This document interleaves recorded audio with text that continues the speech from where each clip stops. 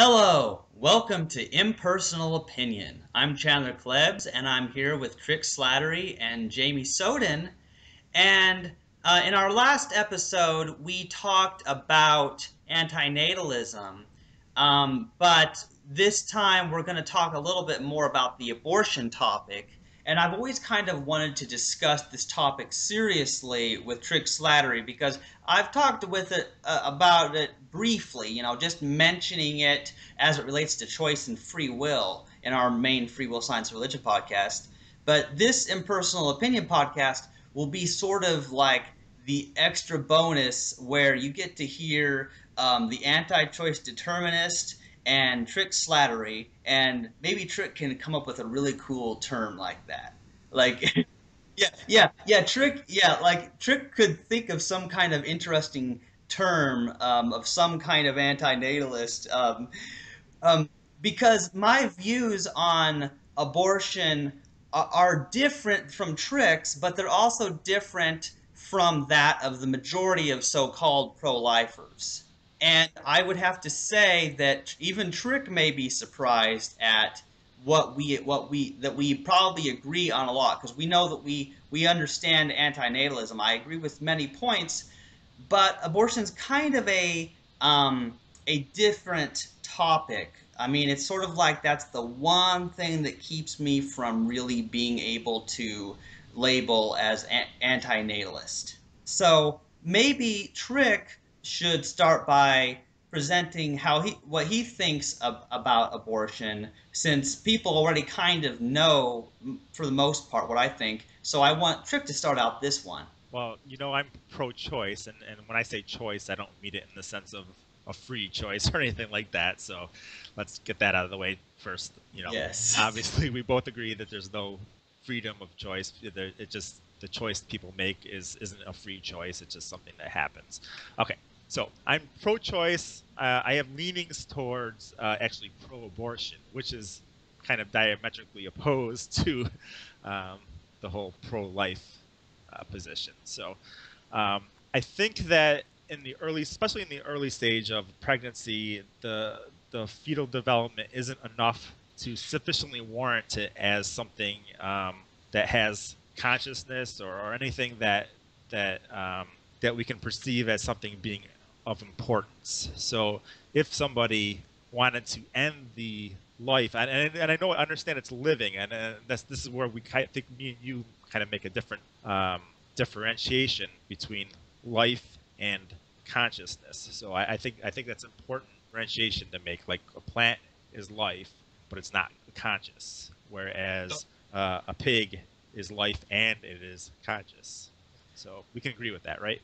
Yeah, I think there's some kind of a difference between, there's a lot of things that are alive, but that doesn't necessarily mean they have the same kind of consciousness that we do, in terms of having a fully functioning brain and a whole nervous system that feels pain.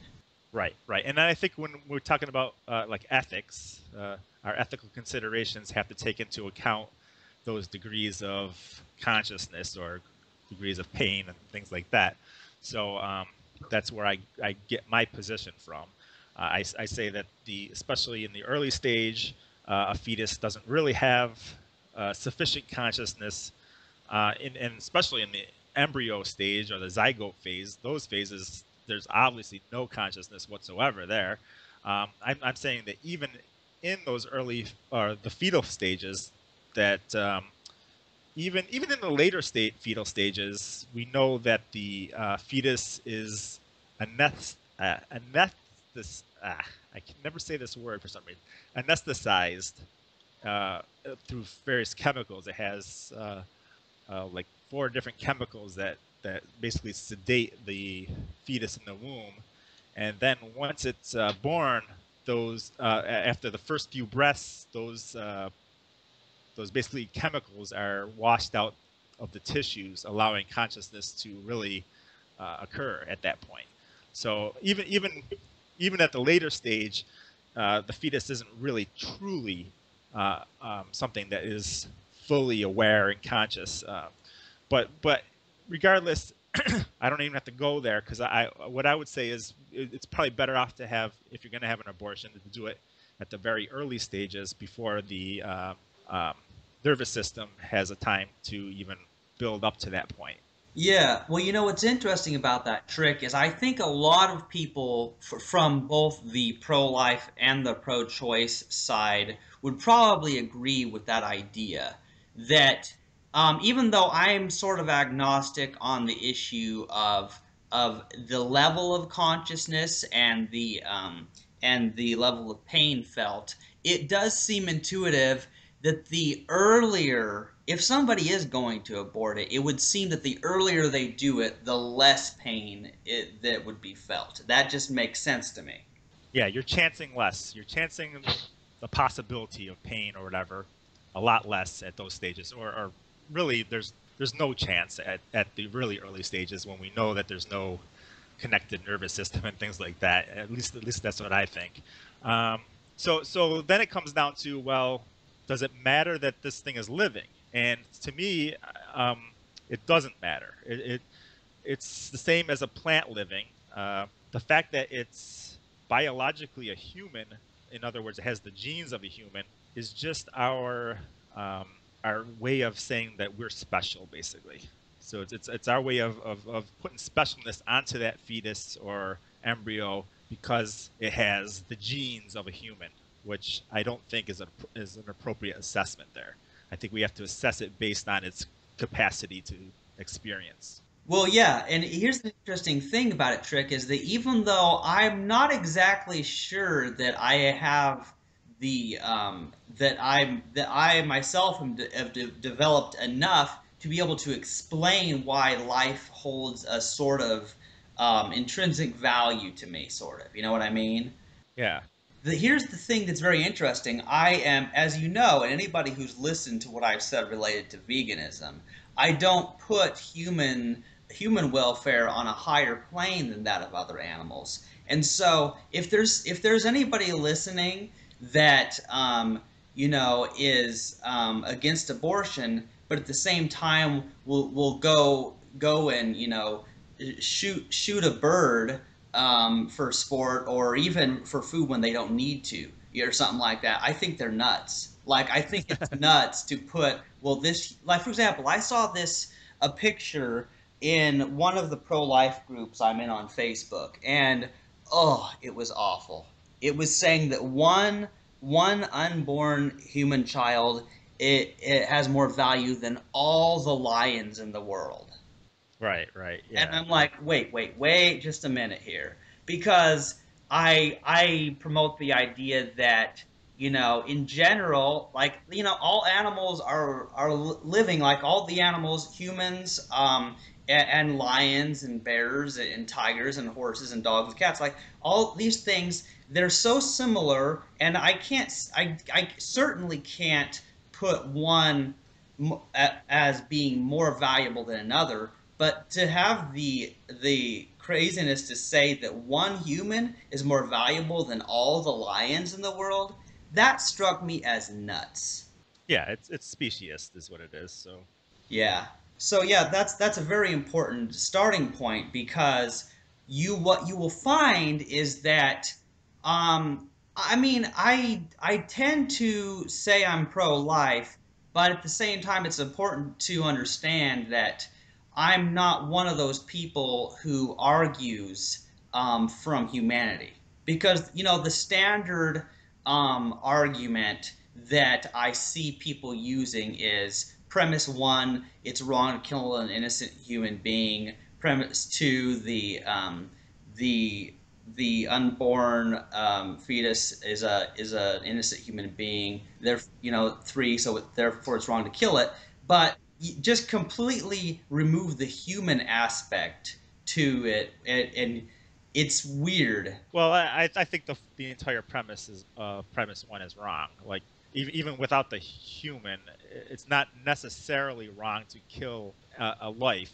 It all depends on the properties of that life. So like we said, it's not wrong to kill a plant. I wouldn't say, um, because that plant can experience its own death. Right. Here's what's interesting about it, and I think Peter Singer would agree with you, because I read something about that, like, that people disagree with premise one, that it's always wrong to kill an innocent human being, and it's kind of a freaky thing because I'm you know and I'm it's kind of there's several things wrong with this, with the premise, I believe, because first there's the human thing. Second, there's the innocent thing. Because I understand, as the perspective of a determinist, that all of us are fundamentally innocent. I don't view anyone as deserving of death. Yeah, I think that's a kind of a nonsensical word, the innocent word. The word you're looking for is natural because we're neither good or evil. We're just obeying our instincts and emotions. Yeah. And here's what's interesting about it is it comes down to what is a person's opinion on the morality of killing, forms of life in general. Like there are a lot of people that, for example, if somebody killed their dog, they would be really upset, but then they have no problem with eating cows and chickens and turkeys and all pigs and all that stuff. Correct. Yes. This is they're able to parse away um, different ideas, even though they don't mesh properly. So the fact that, for example, we can kill someone might experiment on a chimpanzee, but yet say, oh, it's not okay to experiment on a child or a mentally challenged person. When the chimpanzee might actually be up there on their level. You know what I'm saying? So it's because that they're taking that speciesist point of view. Right, and so here's what I love about this discussion trick is what it gets down to is it ever right to kill? And if so, when is it right to kill? Right, and that's the main question. So that's what I want to get deeper into with you, because do you think it's ever right to kill? I take a sort of view that that killing is never right in the sense of being a virtue. You know what I'm saying? Okay. I might say that there could come a time in self defense, or if somebody was attacking my mother or something, and I ended up if I ended up fighting with them and injuring in some way that caused their death, well, I would never say that I did something right. Let's ask it in a different way, though. Is it ever not wrong to kill? Hmm. I'm not sure about this because I view it as something that's still wrong and that it should not happen. Okay. And is there any life forms that it's always is it every life form that it's always wrong, or is even any life form it's wrong, like in the sense of killing, like I said, a plant? Is it wrong to kill a plant to eat it, for example? Well, that's a very good one, Trick, because I think about it and at the moment I guess there's something different. Obviously, I am dividing a line between me and a plant because I don't think of that plant as feeling pain or being conscious necessarily in the sense I am. And so it's sort of like because I need to eat, what happens is my stomach trumps over everything else. So let's go to the just the embryo stage, for example. Before we even get into fetus, let's go to embryo. Do you think that that embryo has the capacity to experience more than a plant does? I think so. I would probably have to say I think that even an early stage embryo probably has more experience than does a plant. You Why do you know. say that? Well, it's kind of a weird thing. I don't know. I guess it's kind of difficult because as I'll admit, I can't, scientifically prove this. I don't have the experience, but there's something about the fact that once the process has started where there is a body forming. the cells are reproducing and following the laws of their DNA and all sorts of stuff. And it is building this thing. It is building this new life form. And I might say that I guess I'm arguing for the potential to for that life form to experience very much. It. Okay. So now we're on to something else. We're on to this idea of potentiality of experience, which is different than whether the embryo experiences. And so that's a different argument. Would you say that you're kind of injecting that onto the embryo, the fact that it potentially will experience, and that's what makes it different than the plant? Yes, I would say that that is primarily what separates all animals from all plants, Okay, basically. where does that potential begin, and where exactly does that potential begin? Well, what's interesting is we know that a sperm on its own does not have that potential, nor does the egg of the mother. Let me stop you there, Yeah. because this is where I disagree with you, and I think as someone that you believe in determinism, right? Yeah. Correct. As someone that believes in determinism, this is where I think you have to think differently on this. I think the potential happens way before the uh, the sperm even happens. It happens way before those people are even in existence. The potential happens way before then, and it's all a causal chain that leads up to the sperm and the egg and blah blah blah. So if you tie those, if think about it this way, you have the egg and then you have the sperm. Before the sperm is swimming to that egg, you can draw a circle around the sperm and the egg, correct? Like just in your mind, you can kind of draw a Okay. circle around it. That is still a potential person. It is causally determined to lead to that egg, which is causally determined to uh, grow, which is causally, so that potential is just as much potential as when the sperm is in the egg. Likewise, before that sperm is even swimming towards the egg, when it's still in the man, for example, the potential of them having sex is all the same potential. So that potential is all still there.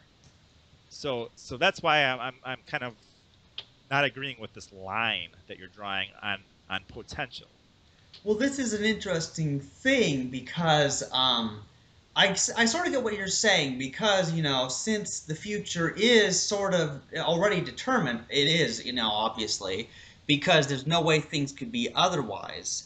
I sort of get the idea that a being who knew enough would know even before people have sex that the certain sperm would reach an egg and start that process. So in a way, the potential is the same at all stages. The potential of, for example, of the sperm and egg that led to my existence Right. always existed for infinity. So I So, see where you're coming from there, Trick. but what I'm saying is, if you have a problem with, for example, people having sex, which I think you said in the last podcast, then you are preventing the potential from happening by them not having sex. So whether you prevent the potential by an abortion, for example, or by not having sex, is no difference in regards to preventing the potential um, that we'll eventually experience. I Do do, you I understand do what I'm agree saying with there? some aspects of what Chandler says on like this thing was, but what I was saying like to him in a comment, if I were if I were creator, I wouldn't have created sex. Period. I wouldn't be imposing my beliefs against other people because if I created all life to not have sex in the first place, Right, how would you be forcing your opinions on anyone? There'd be no right, opinion to force on anyone because sex wouldn't have got started to begin with. You know. yeah. Yeah. So you don't have a problem with preventing the potential is what I'm saying, which I think is fine. I don't think you should have a problem with preventing the potential. So this is where I have a problem with people who make an argument for potential experiential humans, is that there's no line that they can draw that is a sufficient line for potential. Um, so if they have a problem with preventing the potential, then they should really be telling people to have as much sex as possible and to have as much children as possible, because there's otherwise those people are preventing those potential children from coming into existence. So, and then that's obviously problematic. You Well, don't want to say that. well, yeah, I get what you're saying, Trick. This is why it's interesting because you're making me think here. This is kind of stimulating. Because yeah, I understand that the end result between, say, a case where the sperm never meets the egg, well, then yes, there's no embryo fetus, there's no child born. And then it's also true that abortion, in the same sense as avoiding sex, both of those stop the potential of birth and life after birth. Both of Correct. them equally. So I think that's what you're getting at. Yeah, if you're arguing for, that the reason why it's important not to have the abortion is because of the potential it has to be able to experience, then we have to take that into all these other, um, the, down the entire potential line, basically. So contraception would be bad because you're preventing a child. Abstinence would be bad because you're preventing a child. All these things are preventing the um, the conscious baby from coming into existence. So Hmm. we kind of have to.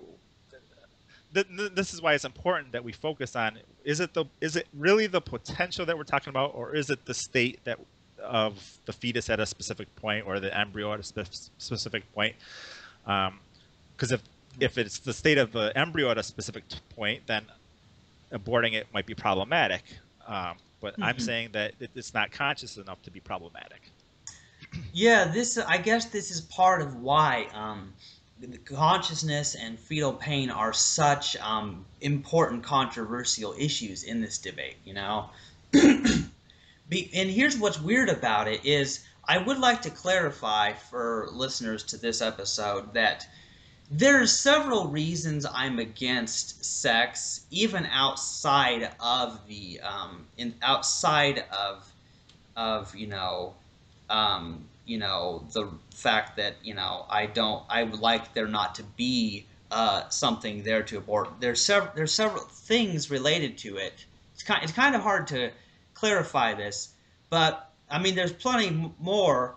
It's sort of I'm really thinking about this Trick, because what it comes down to is, like, let's say that I let's say, for example, that I was totally fine with abortion, and obviously psychologically, in the way I'm thinking, I am not fine with it. Okay. But Yeah, and that's totally understandable, Chandler. I mean, right, you know, no one's blaming you for that. That's you have a psychological problem with it because it is a killing, and I will agree with you that it's a killing of you're taking a life, and I think it's kind of a good thing to have that um, concern over when a life is being taken that you have. That, I mean, that's a good quality to have. So yeah, it's I think overall that this Goes back to the kind whole pros and cons of sex thing, doesn't it? I mean, there's a lot of cons with sex.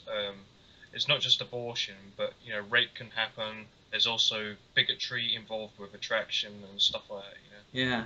See, here's what's particularly interesting is, like, let's just take, for example, a thought experiment. Let's supposing that I was theoretically okay with abortion. Mhm. Well, then here's what would probably happen is then I would still have various reasons for the avoidance of sex. There, because of the fact that there's sexually transmitted diseases, And why would somebody put the woman through the process of getting her pregnant and then her having to go get an abortion? Because even if you're fine with abortion, that seems like it's imposing a type of suffering on that woman. It's at the very least Yeah. it's an inconvenience. Yeah, I agree. I agree. Yeah, if it's better not to have, not to get pregnant in the first place, obviously. but yeah, people have to weigh the cost benefit analysis of having an abortion, obviously. Yeah, And a lot of people weigh it to the fact that, oh, it's better to have the abortion, and I think that that's perfectly fine. yeah, and here's what's interesting about it is I'm that guy who does not kill spiders or ants. And I know this sounds funny to a lot of people, but what it comes down to is like a spider will be in the bathroom or something, and I find a way to get it moved out without hurting it. Right. Um, and what's particularly interesting about this is that I am basically of the position that I do not there's nothing in me that says that I have a reason to kill it. Like, I don't have a reason to kill it. I don't have a moral or legal right to kill it in my mind. And even with ants, like, it's kind of strange because, like, I'm the guy who will share my food with ants sometimes, and I Okay. think of them like these little people. Let me ask you this question. Imagine you have a tick. You know what a tick is, right? Yeah.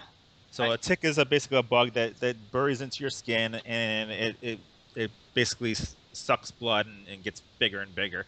A lot of ways, the only way to get rid of those ticks is to actually kill the tick. So sometimes you have to burn it or squeeze it, but you usually have to end up killing the tick. Um, do you yeah.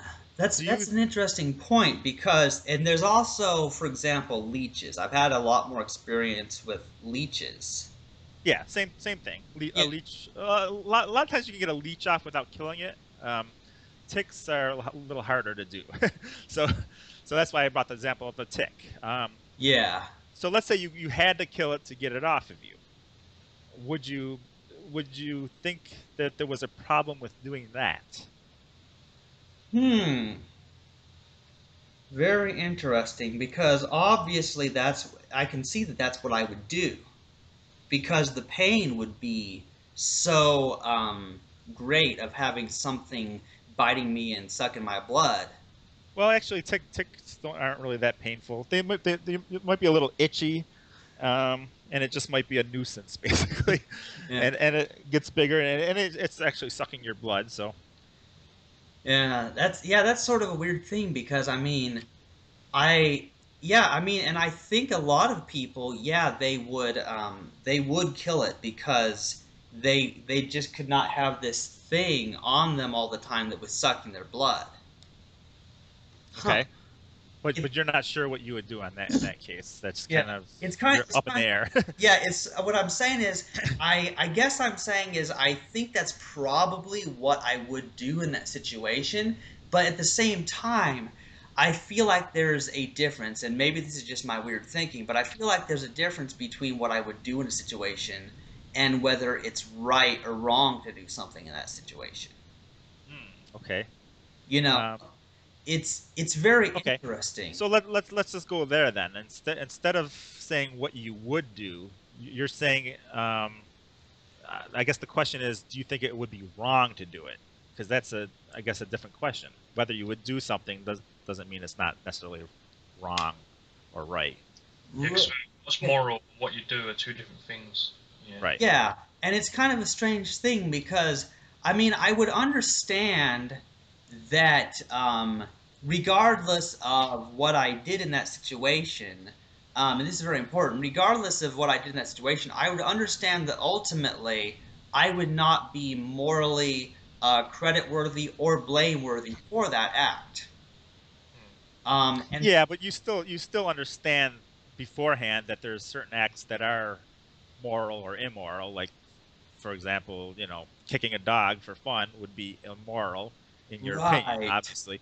So the question is, would killing that tick to get it off of you be I mean, I feel bad for killing in that category of immoral, I guess?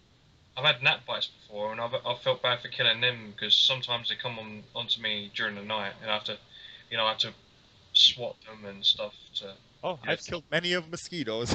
yeah, I get, so, but Yeah, I it's wonder very, what Chandler's taking on this because yeah, guys, this is very interesting because I mean, it's difficult to say. I mean, I never thought I'd have this trouble, but it's kind of difficult to say that it's right or wrong to kill this tick. okay. The reason I bring up this type of analogy where it's connected to your body is because it relates to the abortion uh, talk that we're talking about. Obviously, a fetus, if it can live separate from the mother, um, we might be able to say, oh, let's just keep that fetus alive or whatever, or if we deem that to do that. Whereas the mother has it inside of her, she can't. The only way to get rid of it is basically to kill it.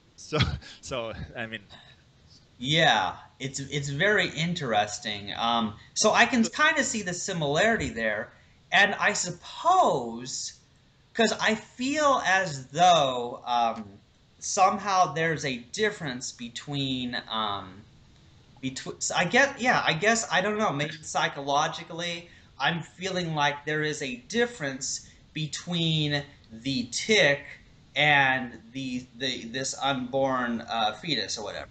see I now I would say consciousness wise, the tick, especially in before the brain starts to form and the nervous system starts getting connected and all that stuff, I would say the tick actually has more of a capacity to feel pain and experience than the early stage fetus or embryo.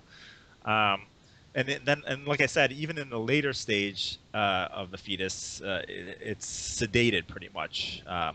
We know this.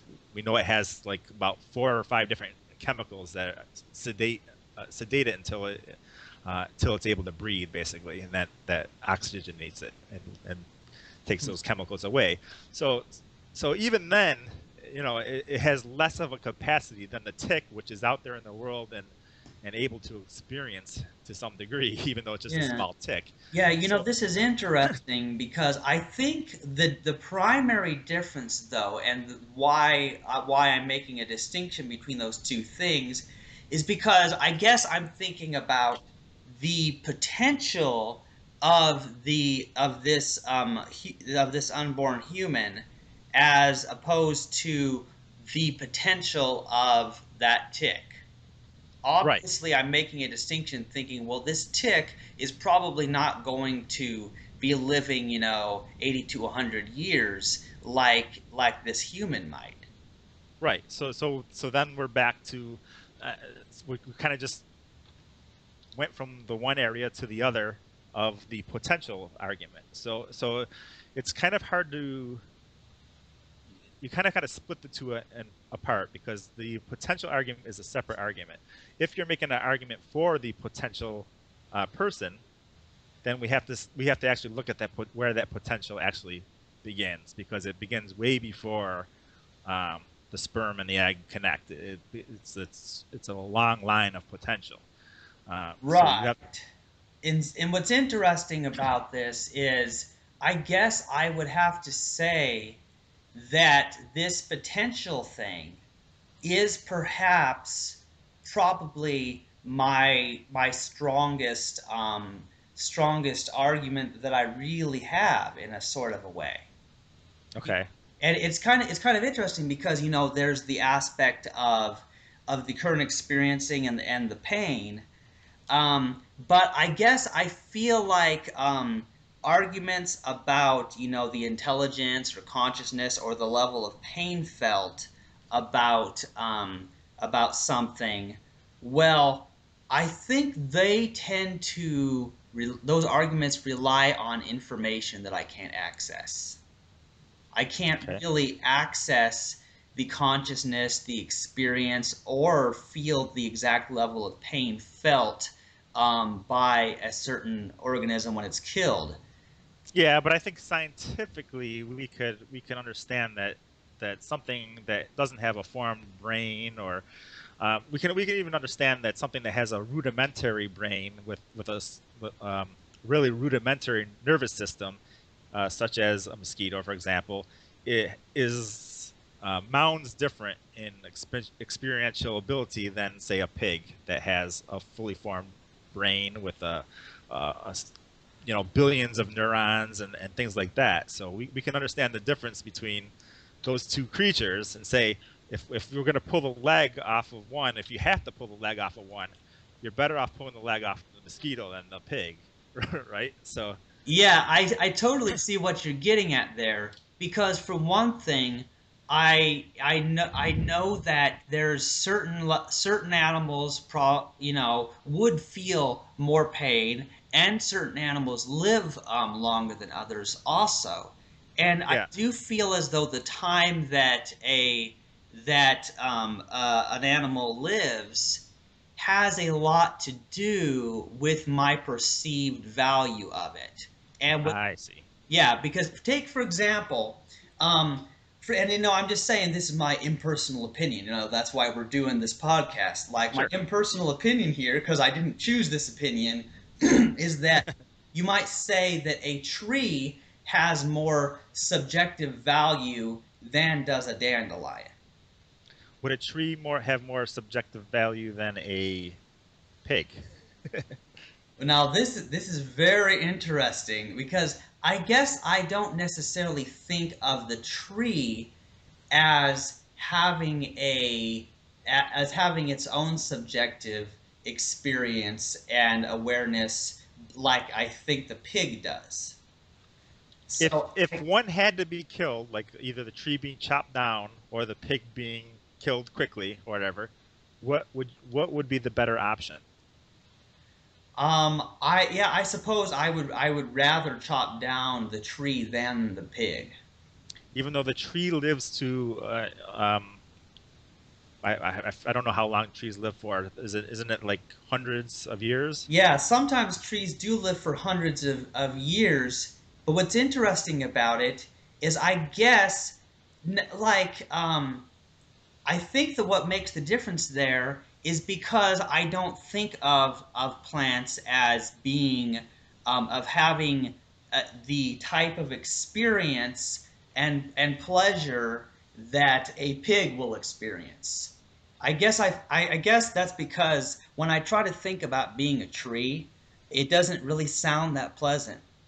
Because I can't walk, I can't ride my bike, I can't record podcasts if I'm a tree. So I guess but I would feel like if I was a pig, it's like, yay, I can roll in the mud and you know, I know it sounds, Okay. but I'm Anyway, completely serious here because I yeah. guess what I'm doing is I'm taking my consciousness and putting it into a tree Right. or a pig and thinking I would rather be a pig than a tree.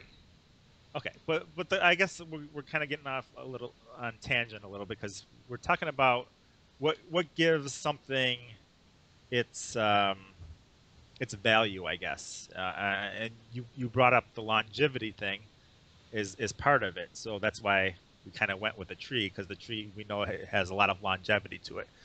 Um, and there's some animals like a chipmunk, for example, live 3 years. So I mean that it's just a huge difference in longevity. Yet I would still give more value to that chipmunk that could experience things than the tree.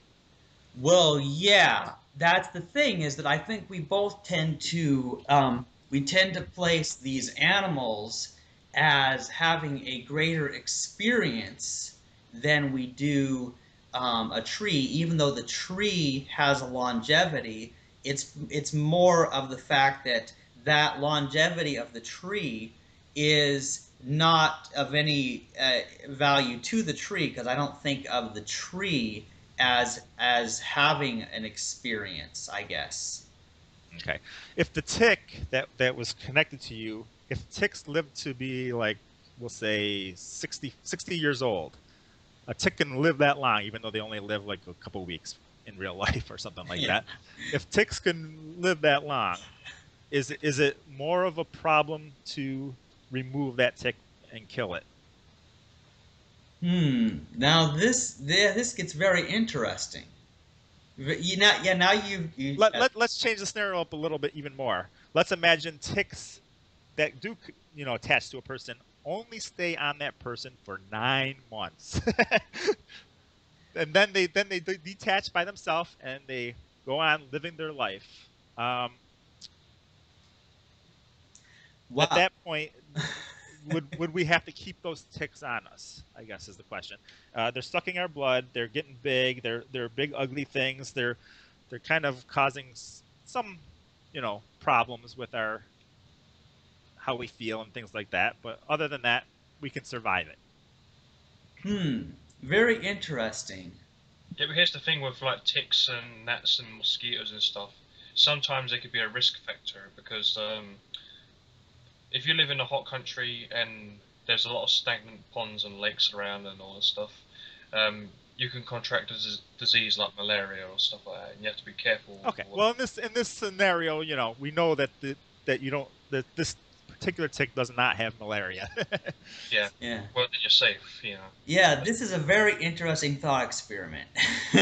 Because what we're basically saying is that this tick is living off of somebody's bloodstream for 9 months, but afterwards they will have a life of their own that does not involve the sucking the blood off of another animal. Correct. Or maybe they will. Maybe they'll fly to another animal and suck the blood off them for 9 months. I But don't. but I but don't not the even, same person. They don't ever go to the same person, more than once. Yeah, this is very interesting because I don't feel comfortable with taking a life. Period. yeah, it's very interesting because I know this sounds a little bit weird, Trick, because if Uh-huh. I knew that there was such a I guess I would perhaps allow the tick um if the pain to me was not excruciatingly unbearable, if it wasn't really painful, and I Yeah. understood that this tick was going to live 80 years and Hmm. have all these experiences and all these things, I would perhaps probably not kill it for the sake of I want it to have a future like mine. Hmm. So you keep the tick attached. Yeah. What if the tick made your belly about you know 20 pound or 10 pounds heavier, basically? Weird. Yeah. I see what you're doing there. You're trying to make it similar. Yeah, I, this is interesting, Trick, because well, I'm just saying because with pregnancy, you have a lot of effects. You have hormones constantly going for 9 months, driving the person crazy. You have contractions and pain and things like that are constantly happening. You have um, all these different types of. You have to eat more to sustain. To have enough nourishment. You have to um, you feel pain. You feel all these things because you're pregnant, basically. So yeah, the tick I wasn't even given that much to. I was just saying, oh, it's just a little bump. right. Yeah, It's just a nunuisance. right. With a It's pregnancy, people can't even a lot of times work properly. They can't go to their job or whatnot. So it has an effect on their life. It has a right. real effect on their life. Yeah, I see what you're saying here because here's the deal, Trick, and here's something that I fully understand because a lot of women, they are threatened that they will lose their job unless they have an abortion. Mhm. Sometimes that happens. Employers do that. And of course, in that situation, you have a situation where the mother's killing that embryo inside her in order to save her own life. And Right. yet, I guess I don't think of her as being wrong in doing that. I view the employer as being the one wrong. Okay. Okay. I see what you're saying. Yeah, so this is very interesting because I guess, yeah, here's where one thing is I'm having a difficulty with this scenario because I guess I can like if such a situation happened, which I don't think such a situation will happen where a tick lives off of me for No, no, no. You know, these type of thoughts experiments are just there as a kind of intuition pump. You know, they're just there to kind of get you thinking about, well, where, you know, what do we actually value, and what's important? Is it more important that we keep something alive that doesn't really experience much for at the sake of another person, basically, because that's what it is for 9 months. So yeah, we have to understand there's consequences to right. And I forcing, like your for example, forcing someone to keep the child. Go ahead. I'm sorry. Yeah, I see. Here's the thing. I like your thought experiments trick because I guess what I'm seeing here is that if this theoretically happened, and supposing that because of the way I'm wired, I wanted this tick to have this experience of life, and so I let it live off of me for 9 months, and then it goes off and lives a happy tick life. Um, well, I guess what I'm struggling here with is even though I can see that I might do such a thing, Right. I guess I'm struggling with the idea of telling someone else that they have to let the tick live off of them. Right.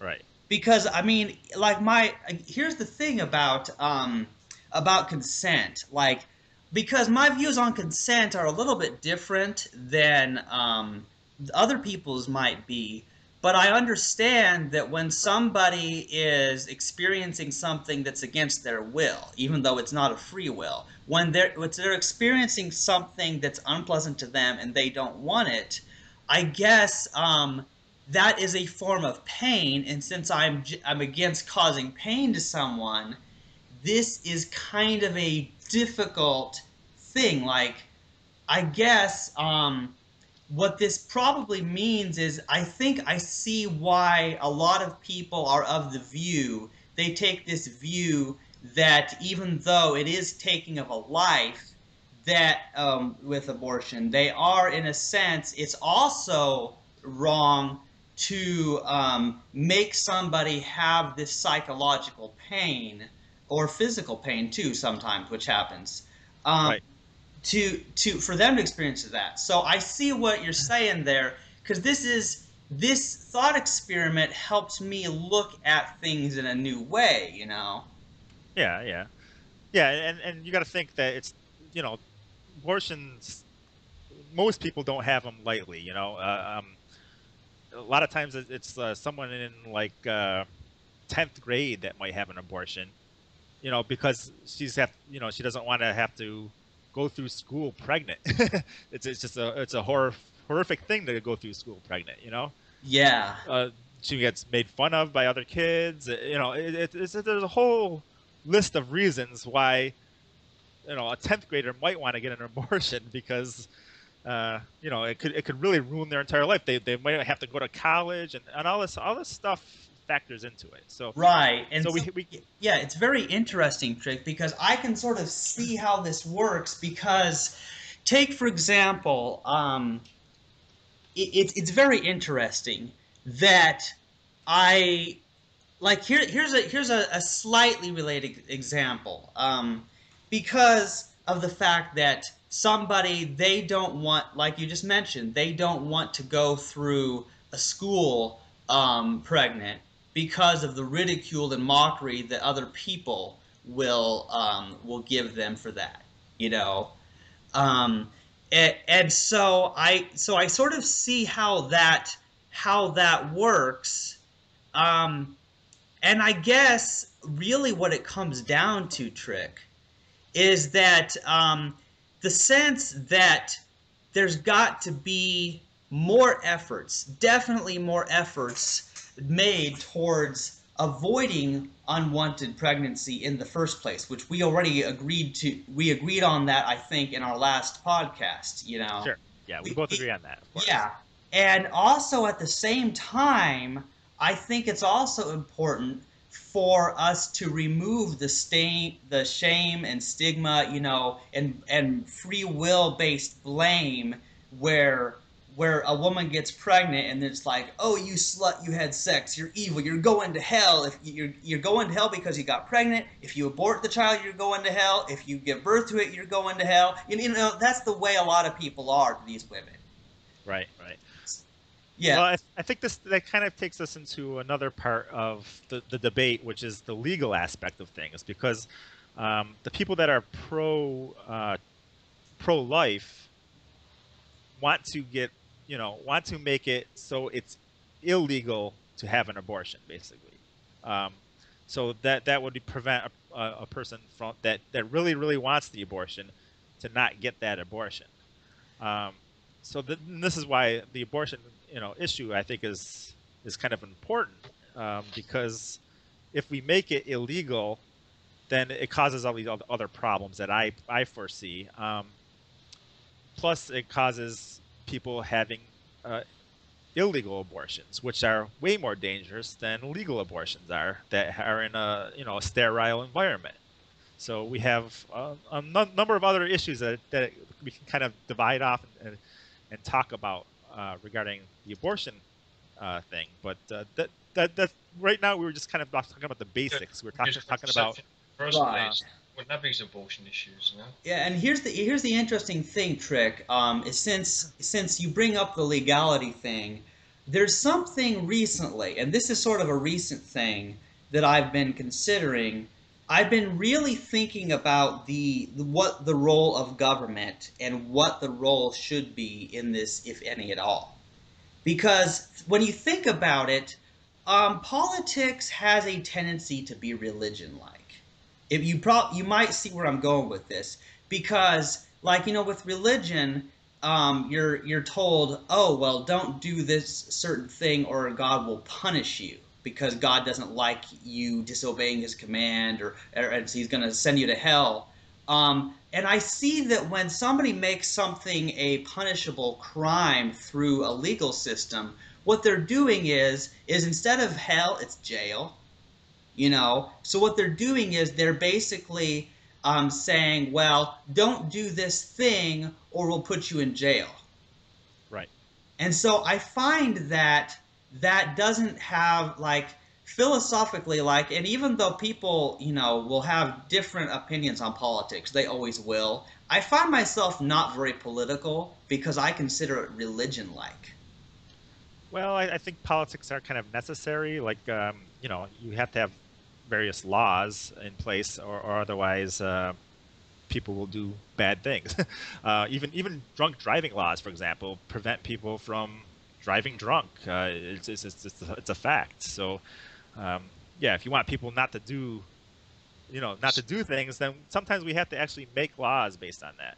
Um, Right. And what's interesting is that even though, like, for example, if somebody proposes any laws that against, something like drunk driving or whatever, which of course we already kind of have stuff like that, like, I'm not going to oppose them on that. I guess I just have a philosophical thing where I guess I really hate government. you know. Yeah, well, But there's a lot of things that need to be fixed in government, but I think government's kind of a necessary evil in some ways. Um, yeah, it, so it's very, yeah, it's very interesting I think the UK because and Canada have a lot of laws like, correct, the law on driving, the law on sex, the law on, like, smoking and stuff like that. But the drinking age, in my opinion, here needs to be put up because, so many 18-year-olds do stupid things when it comes to alcohol, especially when it comes to speeding, man. yeah. But if we go back to the abortion thing, if we make abortions illegal, then we basically close down Planned Parenthood and all these abortion clinics that are out there, um, that are trying to help people. So we actually prevent those those sterile environments from happening, and Yeah. we cause unnecessary pregnancies. People that don't want children to have children, which statistically leads to higher crime rates and all that. So there's a whole slew of things that we can talk about for this topic. Right now, I just wanted to focus on, which I think we did pretty well. whether or not that fetus or embryo really is something that we have to really take into account I don't see an in the degree that you want to.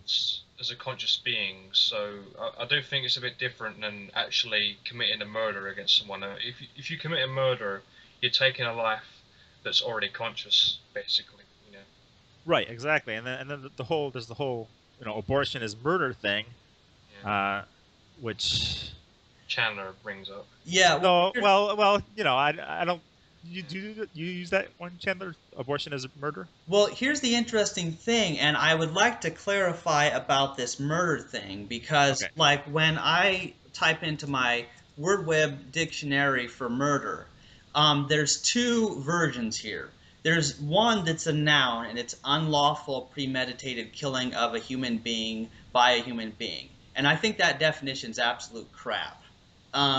The Yeah. the second one that there's in here that's a verb is it says kill intentionally and with premeditation.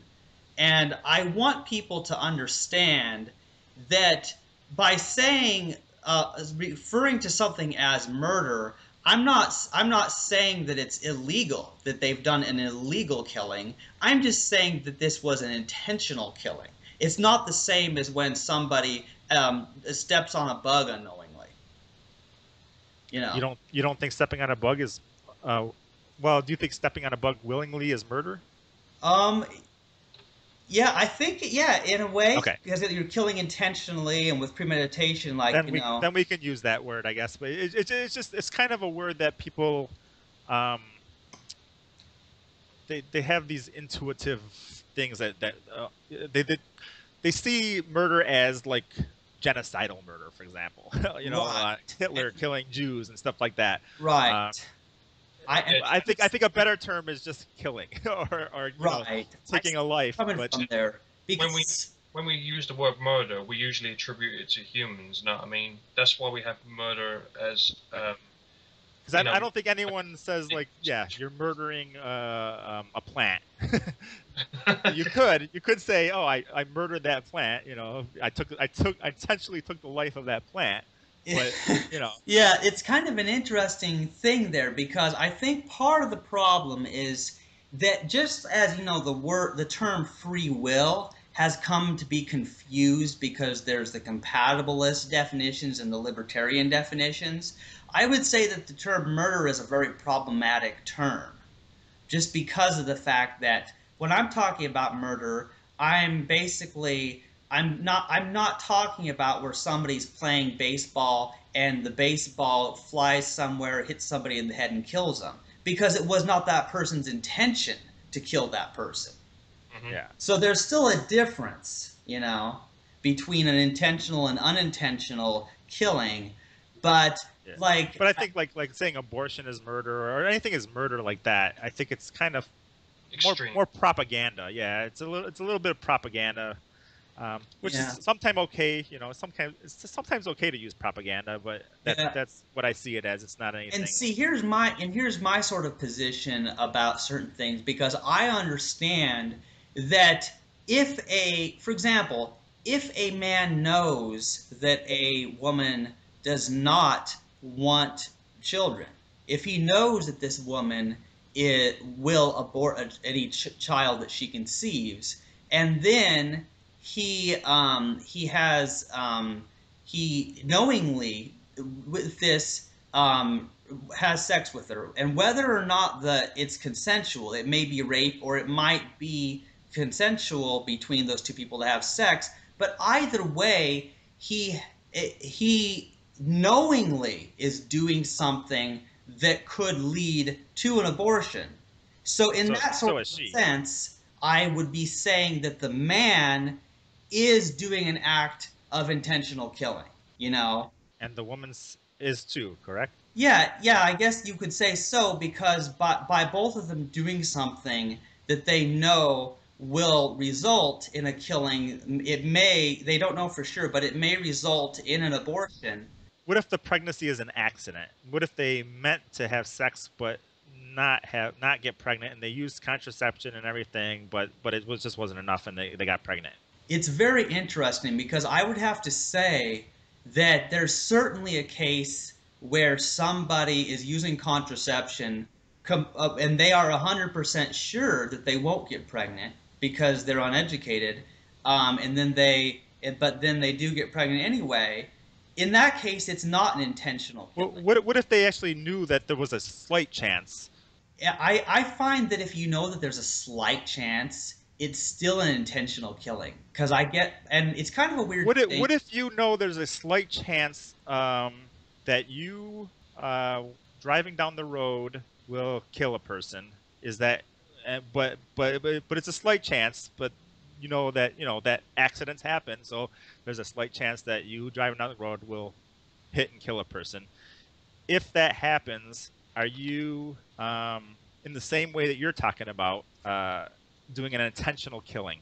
That's a very good one, Trick, because when you think about it, maybe I guess it's not I guess yeah, maybe it's weird because I can sort of see how it's not really as intentional as somebody who that's part of their plan and they're actually planning to go run over somebody.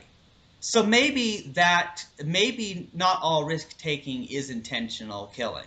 Right. I think, like I said, to even in our last podcast, to even live, we take risks all the time. We have to. If you want to go to the movie theater, you're doing that for your own enjoyment, but you have to get there somehow. And to get there, it might be to take a small risk. You know, it might be a risk of an accident or whatever. Even if you take a bus, for example, it might be, that bus getting an accident. Right, because I guess what would be happening is, I guess I will concede the point that to label risk taking as intentional killing is stupid. Like, I'll admit that I was just plain flat stupid. I didn't think that one very much through, because when you look at that, that's like saying that every time that you board a plane, that you're intentionally committing suicide just because there's a chance there could be a plane crash where you die. Right, right. So right, It wasn't stupid though. Just so you know, it was a it's just that you didn't connect the dots. That's all. right. I hadn't connected the dots thoroughly before I said that. And I happen to be sort of like a weird guy who doesn't like to take risks. I'm kind of weird that way. But I see your point there, Trick, that just because there's a risk involved in something does not necessarily mean that this person is intending that thing to happen. In fact, they may be doing their best efforts to follow the rules of the road and to drive safely as to not run somebody over, you know? Right. So in Right. a way, I can see how people who are, even if they're having sex, they're trying to prevent pregnancy in the ways that they are educated to know how. In that sense, they are not intentionally planning to have an abortion. Yeah. So, And yeah, I think that's important. I think we've kind of gone off on a lot of different different tangents on this topic. So I Yeah, don't know where we're at right that's now, for but an hour, so yeah, perhaps we should end this one. But Trick, this has been a very good talk, yeah, I and think you so. can bet that I'll want to link people to this. Some of the people who are into the abortion debate, I'll want to link them into this and listen to and read what they have to say about it if they listen to it, because these thought experiments that you provide, like with the tick and stuff, are very good for getting a person to think about ethical issues.